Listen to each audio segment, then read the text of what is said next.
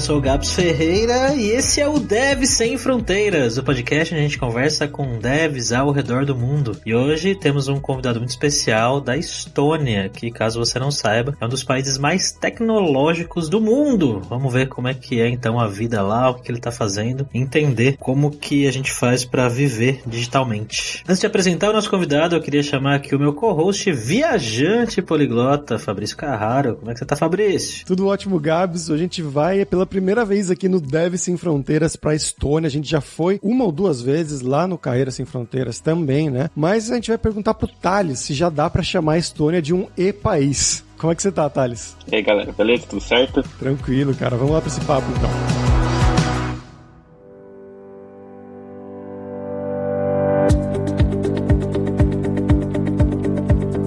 Thales, pra gente começar aqui, eu quero que você se apresente pros nossos ouvintes, né? Então conta de onde que você é, o que você estudou, o que você trabalhou, né, no Brasil ou em outros lugares, um passo a passo mais ou menos, né? E como que você chegou aí em Tallinn, na Estônia. Eu sou de São Paulo, mais especificamente de Santo André, ABC Paulista. É nóis! Muita gente do ABC aqui ultimamente, hein, Fabrício? Eu sou de São Bernardo. É, só tem galera do ABC. E não é de propósito.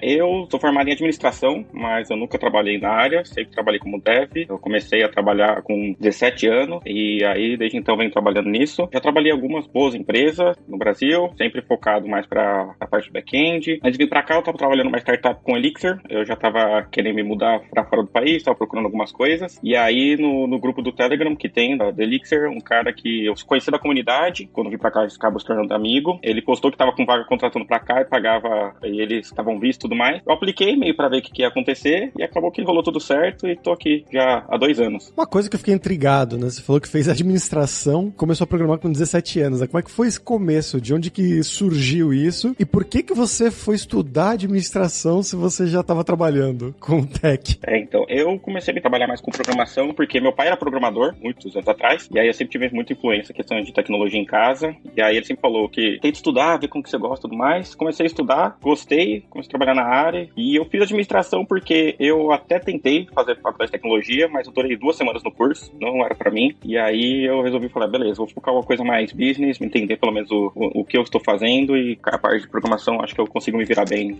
sozinho, pelo menos na época funcionou. Esse é um bom tema, né, Gabs, do pessoal que se precisa fazer uma faculdade ou não pra você trabalhar com tech. Eu acho que a resposta hoje em dia é bem clara que não, né? Mas daria um ótimo episódio mesmo. Fica aí a dica pra você ouvinte continuar ouvindo podcast, e se você tem interesse nesse tema, você vai ouvir sobre isso logo mais aqui, provavelmente. Ô, Thales, como é que foi o processo para essas vagas aí que você se aplicou para Estônia? Você chegou a fazer aqueles testes onde você tem que resolver algoritmos online e tudo mais? Foi mais conversa? Como foi? Quando eu mudei para cá, a entrevista foi, digamos que até sossegada. Foi aquela entrevista padrão primeiro com o RH, para eles conhecer, você conhecer um pouco da empresa. Depois teve uma entrevista com o pessoal técnico, a gente discutiu um pouco, fizeram algumas perguntas mais técnicas. Passaram aquele projeto para fazer em casa de 1 semana, avaliaram e depois disso já veio a proposta. Não teve que fazer nenhum algoritmo, nenhuma árvore binária reversa, nada assim. Então foi mais simples do que geralmente é para as Big Techs. 1 semana que eles te deram porque era complicado ou 1 semana porque era o tempo mesmo? Eu acho que era o tempo mesmo, não era algo muito complicado assim. Pelo que eu percebi do projeto, era mais para entender se você realmente entendia como a linguagem que eles usavam, que era Elixir, funcionava. Esse tema de algumas linguagens de programação bem específicas tem voltado aqui, tem sido recorrente aqui no Dev Sem Fronteiras, né? Um das últimas, bom, não é tão específica assim, mas foi o Pedro, né, que trabalha na Inglaterra, comentou que agora tá tendo um crescimento muito grande de Go. Então, se você já trabalha, já conhece Go, você pode mandar o seu currículo que quase com certeza isso vai ser aprovado. O Linhares comentou um tempo atrás também sobre Ruby on Rails, acho que uns 10, 15 anos atrás, que ele era uma das únicas pessoas que sabia Ruby on Rails num nível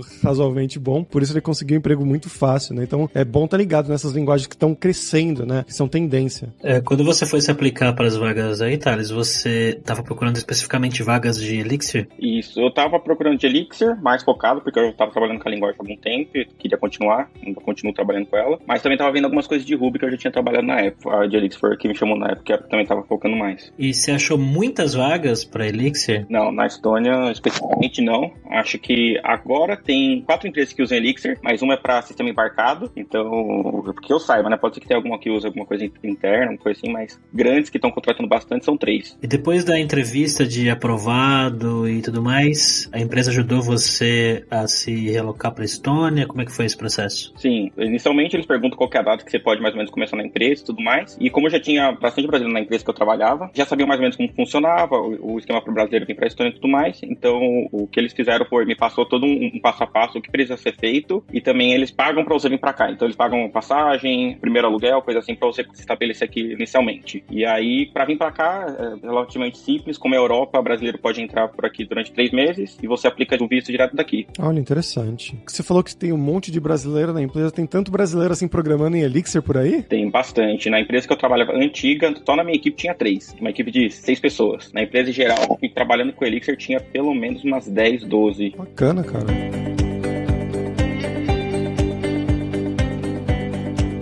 Bom, você chegando aí na Estônia, né, como é que foi a primeira impressão? Porque é um país que a gente não conhece absolutamente nada em geral, né? Não sabe nem onde é, geralmente. É exatamente isso, assim, quando eu cheguei pra cá, eu saí do Brasil, tava 35 graus o dia que eu saí do Brasil, solzão, quente pra caramba, chego aqui, tá 6 graus, chovendo, frio pra caramba, tempo cinza, foi um choque, assim. Primeira semana, assim, até se adaptar ao clima mais acinzentado e chuvoso aqui do outono, foi um choque. Ah, mas 6 graus na Estônia é quase verão já, né? Quase é uma primavera como fica entre 6 e 12 graus ali. E você falou que eles pagaram esse primeiro mês, né? Ajudaram com a realocação e um mês e tudo mais, mas depois você tem que fazer esses processos burocráticos, né? De você arrumar um quarto, arrumar casa. Como é que funciona isso para um estrangeiro arrumar uma casa em Tallinn? Você achou fácil, difícil? É imobiliária? É direto com o dono? Então, é relativamente fácil aqui, mesmo você chegando aqui, você tá sem documentação nem nada, né? É relativamente fácil. Eles têm alguns sites que são mais famosos para você procurar casa e apartamentos,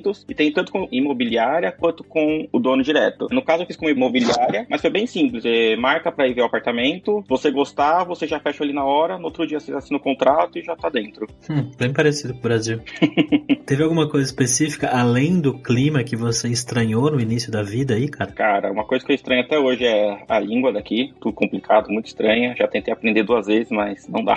E também a relação com o pessoal aqui, eles são, generalizando bastante, né? Eles são um pouco mais reclusos, mais frios, digamos assim, comparado com os brasileiros. Então, os primeiros dias, até você entender o jeito deles, parece que todo mundo tá sendo grosso com você. Depois você entende que é só o jeito deles mesmo. Pra quem não sabe, qual que é o idioma falado aí na Estônia, cara? Estoniano. Estoniano. Parece com o quê, Fabrício? Você que é especialista aí nas línguas. O estoniano é uma língua da família fino-úgrica, assim como o finlandês e o húngaro. E algumas outras línguas que vieram originalmente dos montes Urais, ali onde fica na Rússia, mais ou menos, e migraram para essa parte ali dos países bálticos. E é uma língua dos infernos, assim, vamos dizer, porque o finlandês é uma língua que já é muito complicada e dizem que o estoniano é ainda pior, assim. Para quem sabe o que são casos gramaticais, eles têm ali em torno de 14, 15, 16. Nunca sei exatamente o número, mas é por aí. É bizarro. Mas a galera fala bastante russo aí, né? Fala, principalmente nas cidades mais do leste da Estônia. O pessoal fala muito russo. As cidades que fazem fronteira com a Rússia, principalmente, é só russo lá. Mas acho que no geral, praticamente 50% da população da Estônia fala russo, se não me engano. Eu passei por isso quando... Eu contei essa história, acho que já no Carreiras Sem Fronteiras, que eu fui visitar minha melhor amiga, que ela mora em Tallinn, na Estônia, e a gente pediu um Yandex Taxi, que é tipo um Uber da região, mas a Yandex é uma empresa russa, né? Uma das maiores empresas russas do mundo, na verdade. E eles têm esse aplicativo de táxi e chamou, a menina começou a falar em estoniano, a taxista, era uma taxista, começou a falar estoniano com a minha amiga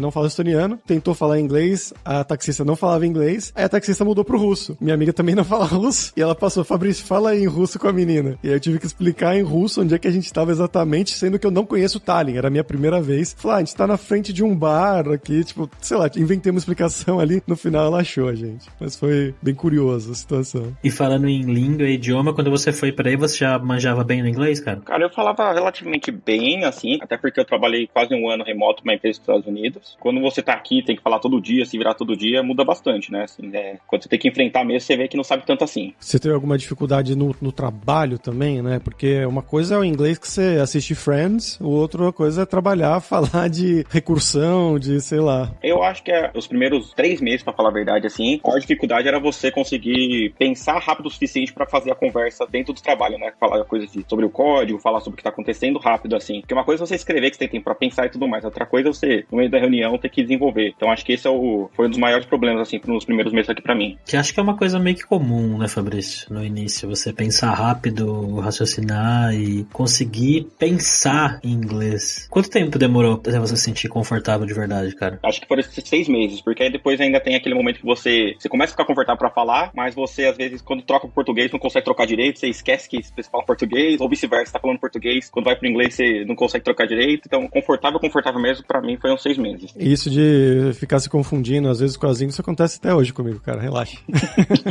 Mas acho que a gente pode falar da Alura-Língua, né, Gabs? Momento Alura-Língua! Alura-Língua! Aqui hoje a gente vai falar não só sobre o curso Inglês para Devs, mas também sobre os cursos regulares. Então, se você quer estudar inglês, quer estudar espanhol, a gente tem cursos desde iniciante até os níveis mais avançados. Cada um dos cursos tem 30 aulas, que aí vai dar realmente várias horas de aula para você, tanto com o vídeo de exercício, o vídeo de explicação, os exercícios que funcionam com o algoritmo inteligente da Alura-Língua, né? O algoritmo de Spaced Repetition, a repetição espaçada, e aí isso vai te levar de um nível 0 até um nível bom, assim, um nível muito bom. E depois você pode fazer também o curso Inglês para Devs, que é focado em você que é desenvolvedor, que é desenvolvedora e quer ter um contato maior com esse vocabulário técnico da área, para você simular uma reunião de trabalho, simular uma entrevista de emprego, uma apresentação que você vai ter que fazer e ver outras pessoas falando sobre temas relacionados à tecnologia em diferentes sotaques, né? Tem o sotaque dos Estados Unidos, da Inglaterra, da Índia, tem um pouco de tudo da Alemanha, enfim. Vai lá em aluralingua.com.br e conheça os cursos.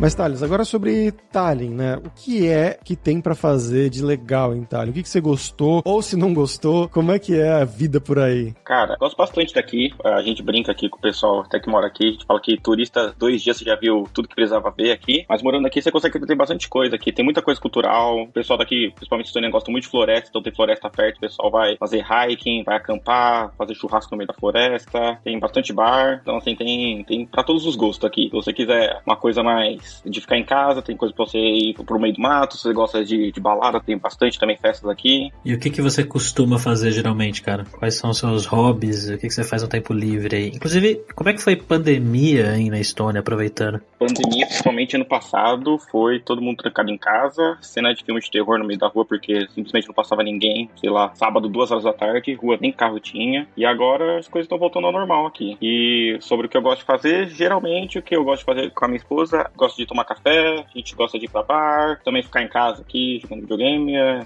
gente é mais caseiro. Ah, então você foi com a esposa do Brasil ou você conheceu aí? A gente namorava no Brasil e veio pra cá e casou aqui. Ela veio comigo e a gente casou aqui. Então não dá pra perguntar como é que é o chaveco na Estônia. Não, já vem casado praticamente.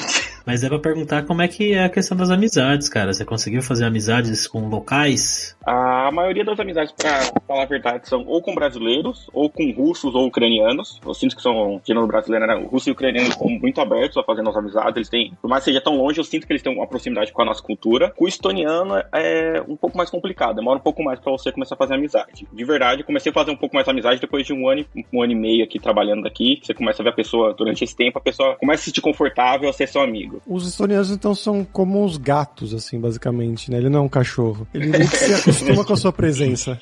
É, mais ou menos isso. Você tá indo pro escritório agora? Eu tô. O escritório voltou, só que o pessoal, ele decidiu, se você quisesse ficar 100% remoto depois da pandemia, eles aceitaram também. Continuavam pagando serviço pra você ficar aqui, mas pode ficar de casa. Mas como eu moro a 10 minutos do escritório a pé, eu vou lá pra gente todo dia, porque tem mais estrutura e tudo mais. E no trabalho você falou que tem mais brasileiro do que estoniano? Ou isso foi no outro? Foi do meu outro trabalho. Eu troquei de trabalho recentemente em junho. Nesse agora tem um pouco mais estoniano na minha equipe. Na verdade, eu sou um dos poucos que não é estoniano da equipe, mas tem gente do mundo inteiro na equipe, nas 2 empresas que eu já trabalhei. E como que é trabalhar no dia a dia com os estonianos? Como que é a cultura de trabalho deles em desenvolvimento? Não é muito diferente do que a gente tem no Brasil, assim. Eu não tive nenhum problema, pra falar a verdade, com eles. Pelo menos em questão de trabalho, eles se comunicam bem, falam o que tem que ser falado. Talvez eles não tenham tanto jeitinho que a gente tem pra tentar não ser tão direto com as pessoas. Se o negócio tá errado, vai falar, tá errado. É o jeito deles, mas tirando isso, acho que é bem parecido, assim, a questão de cultura de trabalho. E o que é que você tá fazendo no dia a dia hoje, cara? Que você tá desenvolvendo? Eu ainda trabalho com a Elixir aqui. A empresa que eu trabalho atualmente, ela faz sistema para Customer Support e eu trabalho mais na parte de orquestramento e automação de tarefas para a parte do chat.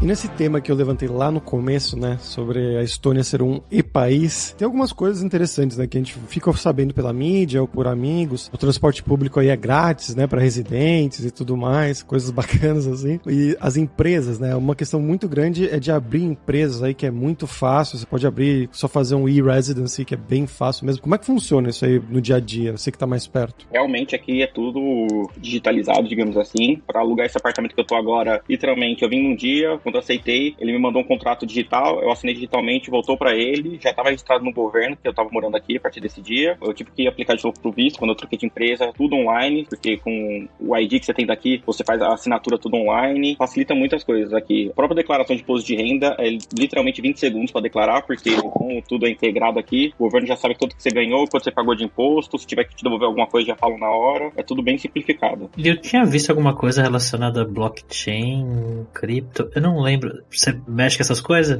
Não, eu mexia com cripto na minha empresa antiga, mas agora já não tô mais nessa área. Na Estônia, no geral, parece que tinha alguma coisa que eu tinha ouvido falar. Eu acho que foi naquele seriado da Netflix, Gabs, que é um menino cientista que ele vai analisando coisas ao redor do mundo. Não lembro o nome agora. Se não me engano, ele falou que estavam estudando fazer as eleições com blockchain na Estônia. Se não me engano, era isso. Você sabe de algo disso, Thales? Não sei, mas eu sei que aqui a questão de eleição, se você se registrar, você pode votar online já, você não precisa ir presencial. Então ele já tem alguma coisa nesse sentido para a questão de votação. E, cara, que dicas que você dá para pessoas que estão ouvindo a gente nesse momento e de repente estão curiosas para ir viver aí? Cara, eu acho que a questão é procura, tem muita vaga de emprego aqui, principalmente para o pessoal que é dev. Procura, aplica. Acho que a principal dica que eu tenho é aplica para vaga mesmo que você não queira passar naquela vaga, pelo menos para você treinar a fazer entrevista em inglês, entender como é que é o processo, porque isso te ajuda muito quando você realmente achar uma vaga que você quer passar, já vai estar mais preparado, vai estar mais relaxado em questão de como falar com as pessoas. Acho que é isso. E se gostou da Estônia, venha pra cá, é muito legal. Além do que a gente já perguntou pra você e que você contou, tem alguma coisa específica da Estônia que pode ser atrativo para as pessoas? Tem muita coisa, depende do que. Mas é igual, o transporte público não é pago aqui, principalmente em Tallinn, tem muitos lugares pra visitar. A Estônia é um dos países da Europa que tem mais ilhas aqui, então se você gosta de se aventurar, dá pra ir pras ilhas. Bem próximo da Finlândia, você consegue ir pra Finlândia de barco por 30 euros, se você gosta de conhecer outros países também. Foi o que eu fiz, inclusive, quando eu fui visitar aí Tallinn. Era muito caro o voo de Barcelona até Tallinn, então eu peguei um voo de Barcelona até Helsinki e lá peguei a balsa, que era tipo isso aí mesmo, 20, 30 euros pra ir de Helsinki até Tallinn. Acho que é umas 2, 3 horas de barco, se não me engano. 2 horas e meia, depende do barco que você vai. É, por aí. E era um barco gigante, assim, Gabs, era como se fosse um cruzeiro, assim, com cassino dentro, com 1 milhão de coisas, assim, mais de um restaurante, inclusive. Eu fiquei muito surpresa com o nível do negócio. Cassino é legal, hein? Não que eu tenha usado, tá? Não apostem, pessoal. Eu ia perguntar com relação à segurança aí, cara. Como é que é a vida aí nesse sentido? Cara, aqui é muito seguro, de verdade. Eu nunca fiquei com medo de ir na rua aqui, sair de madrugada, voltar andando 5 km a pé, 4 horas da manhã, sem problema nenhum. Tem bastante polícia na rua sempre. Na verdade, quase não tem pessoas na rua nesse horário, então é bem sossegado, é muito seguro. Imagino até que o índice de criminalidade aí deve ser baixíssimo, né? É difícil. Qualquer coisa que acontece aqui vira notícia no jornal, assim, sei lá, carro batendo na árvore vira notícia porque quase não acontece nada.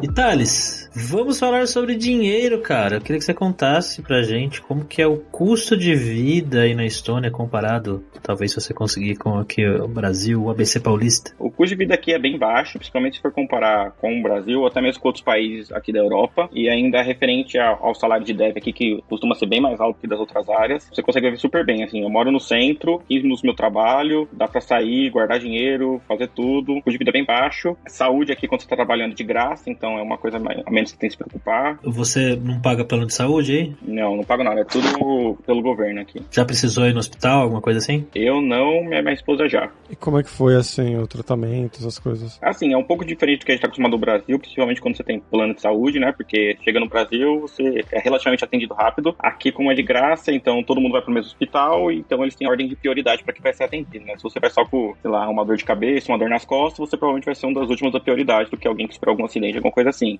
atendimento é super bom, pode chocar um pouco pra gente, que pelo menos pra mim foi um pouco, que demora um pouco mais do que a gente tá esperando, né? Então, geralmente no Brasil a gente ficava 1, 2 horas, aqui a gente ficou 4 horas pra ela ser atendida, porque ela não tinha prioridade alta. 4 horas é bastante tempo mesmo. Aqui a galera já ia estar reclamando já. Não, aqui é normal, assim. Mas aqui a gente geralmente fala, isso porque eu tô pagando, imagina se não pagasse. Aí você não pode falar nada. Exatamente. Eu quero nem falar, porque esse final de semana eu tive que levar minha namorada no hospital, se cortou cozinhando, assim, foi um corte bem profundo, a gente não sabia se ia ter que fazer ponto ou não, sutura. Chegamos no hospital público aqui e falaram, era domingo ainda, né, domingo, final da tarde, tipo 7 da noite. E aí eu perguntei pro cara, né, quanto tempo que tá demorando hoje o atendimento? Ele falou, tá umas 3 horas. Aí eu, cheguei em casa às 10 da noite, mas tem uma triagem primeiro, que é tipo 5, 10 minutinhos só pra ele ver, tal, como é que tá. Aí ele viu e falou, não, isso aqui não precisa de ponto não, só botar um band-aid, ele deu um band-aid especial pra gente lá, lava bem, vai pra casa, tchau. Mas é o mesmo esquema, assim, né, nesses lugares.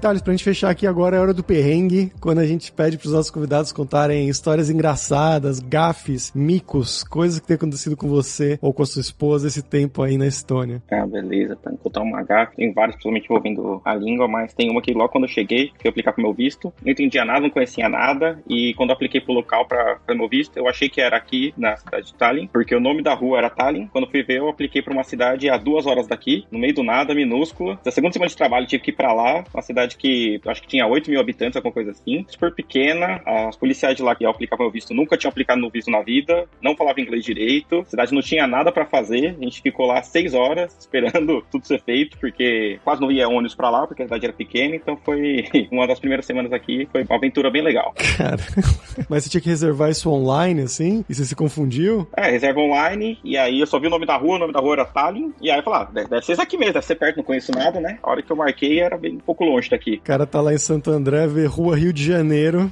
6 horas depois. É mais ou menos isso.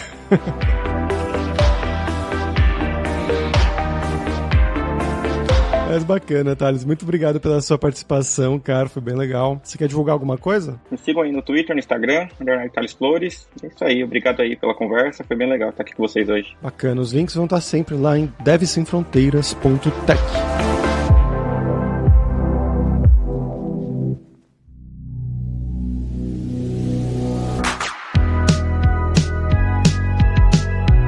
Bom, pessoal, por hoje é isso. Aitar, que é obrigado em estoniano. Isso aqui merece, hein? E se você gosta do Deve Sem Fronteiras, recomende para 5 amigos, dá 5 estrelas lá na Apple, segue a gente no Spotify para nossa comunidade crescer sempre cada vez mais. E não deixe de conhecer a Alura Língua para você reforçar o seu inglês e o seu espanhol e dar aquela força, tanto no seu currículo quanto na sua vida profissional. Algo que o Thales destacou bem, né? Que ele sentiu dificuldade com o inglês quando ele chegou lá. Demorou aí uns 3, 6 meses para se acostumar, para fazer o inglês dele chegar no nível que ele realmente queria. Então você pode já estudar isso antes de ir pra lá. Claro, você vai precisar disso para sua entrevista de emprego. E só lembrando que o ouvinte do Deve Sem Fronteiras tem 10% de desconto em todos os planos. Então vai lá em aluralingua.com.br/promoção Deve Sem Fronteiras e começa a estudar com a gente hoje mesmo. Além também, é claro, da alura.com.br, que tem mais de 1.200 cursos de tecnologia, principalmente na área de programação, inclusive com um curso de Elixir, né? Elixir, como você quiser pronunciar essa tecnologia, essa linguagem que o Thales trabalha, que ele mencionou bastante durante o episódio de hoje. Mas tem também curso de muitíssimas outras linguagens de programação, também curso de como você criar o seu currículo em inglês ou em espanhol para mandar pro exterior, então com certeza vai ter o curso para você. E se você curtiu as músicas de abertura, de fechamento, você quer uma trilha original pro seu podcast, pro seu vídeo, seja lá o que for, você pode contratar o nosso Rick Produtor. O e-mail dele é producer.rickster@gmail.com. Então, pessoal, até a próxima quarta-feira com uma nova aventura em um novo país. Tchau, tchau!